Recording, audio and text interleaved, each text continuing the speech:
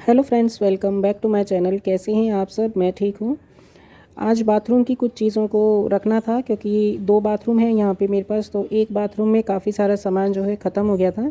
तो पहले तो मैं ये चेक कर रही थी कि मेरे पास क्या रखा है और क्या मुझे मार्केट से लेके आना है। तो जिसमें हैंड वॉश वहाँ पे ख़त्म हो गया है, तो देखा ड्रॉर को खोल के तो मुझे मिल गया कि मैं स्पेयर में ला के रखी हुई थी। और वहाँ पे कोलगेट भी ख़त्म हो गया था। 3 वॉश बेसिन है मेरे पास, तो तीनों वॉश बेसिन पे मैं कोशिश रहती है कोलगेट वगैरह रखने की और हैंड वॉश भी।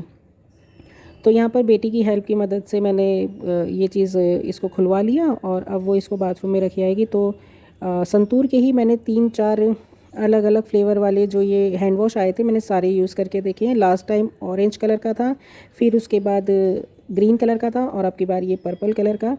तो ये वो रखने चली गई है और हाथ की हाथ में कूड़ा फेंक दूंगी और जो ये बच गया है इसको वापस यहाँ ड्रॉर में रख दूंगी। और ये ड्रॉर मेरी काफ़ी फैल गई है, एक दिन मुझे टाइम निकाल के इसको भी क्लीन करना है। देखती हूँ किस दिन ये क्लीनिंग का टाइम मुझे लगता है। और एक चीज़ मैं आप लोगों के साथ शेयर करूँ तो एक मैंने वीडियो देखी थी जिसमें मुझे पता चला कि जो हम डेली यूज़ में साबुन इस्तेमाल करते हैं बाथरूम में नहाने के लिए, जो साबुन इस्तेमाल करते हैं वो एक्चुअली बाथ सोप होती ही नहीं है, वो टॉयलेट सोप होती हैं। ऐसा आप देखेंगे तो उनके पैकेट पे भी आपको लिखा हुआ मिलेगा। और वहाँ पे लिखा था कि बाथ सोप में नंबर 1 कौन सी साबुन है, तो ये वाली वो साबुन थी, मैसूर सैंडल सोप। तो इस बार मैं ये लेके आई थी और ये चंदन की खुशबू में है। जैसे ही इसे खोला तो पूरे कमरे में भी चंदन की खुशबू बहुत अच्छे से हो गई थी। और आज शाम के टाइम पे मैं और बेटी निकल पड़े बाहर क्योंकि आज का मौसम काफ़ी अच्छा था और बहुत दिनों से बेटी साइकिल भी नहीं चला पा रही थी। जब से वो बर्थडे पे ली है उसके बाद बहुत ही कम टाइम लग रहा था कि वो चला पाए। पर मैंने नोटिस किया कि वो पहले ही दिन बैलेंस तो बना लिया था उसने, पर अब प्रैक्टिस की ज़रूरत है क्योंकि जब तक प्रैक्टिस नहीं होगी तब तक फिनिशिंग नहीं आ पाएगी। तो आप देख सकते हैं कि साइकिल पे वो बैलेंस बना भी ले रही है और अच्छे से चला भी ले रही है। थोड़ा सा दिन और लगेंगे 1-2 जिसमें उसको ये समझाना है कि किस तरह से आगे पीछे गाड़ी आ जाती है या बाइक वगैरह आ जाती है तो वहाँ पे कैसे सेफ्टी रखनी है। बस फिर हो जाएगा ये भी काम, क्योंकि साइकिल चलाना मुझे तो ये लगा बच्चों को एक बार आप साइकिल पकड़ा दीजिए तो बच्चे अपने आप उस काम को कर लेते हैं। अब आ गया अगला दिन और आज बिना बात के स्कूल की छुट्टी करानी पड़ी क्योंकि अचानक से मौसम बदल गया और खूब तेज़ बारिश शुरू हो गई।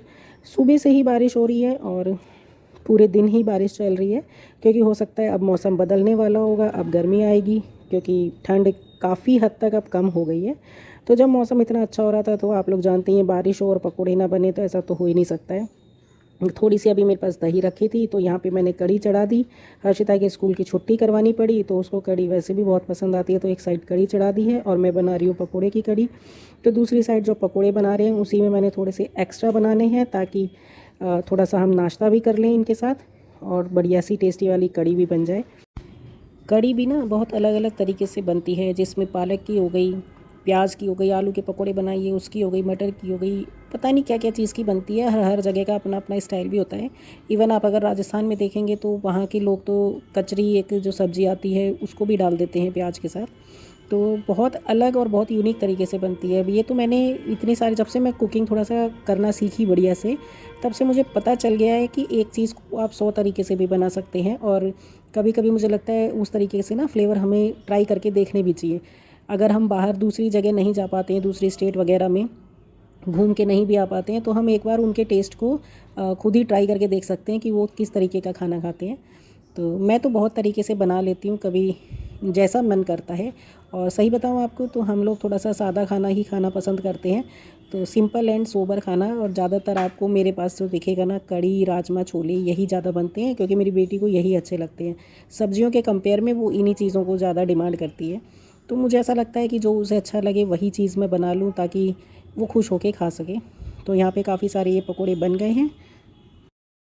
आप लोगों के साथ अपने मन की बात शेयर करते करते कुछ पकोड़े बना लिए हैं जो कढ़ी में डालती हूँ। थोड़े एक्स्ट्रा बनाए थे आज ताकि हम चाय के साथ खा सकें। तो यहाँ पे मैंने चाय चढ़ा दी है और कढ़ी मेरी लगभग रेडी हो गई है। तो देसी घी और लाल मिर्च का छौंक लगा दिया ऊपर से, तब फर्स्ट क्लास वाली कढ़ी बन गई है। और अगर वीडियो पसंद आए तो लाइक शेयर कर दीजिएगा और चैनल को सब्सक्राइब कर लीजिए।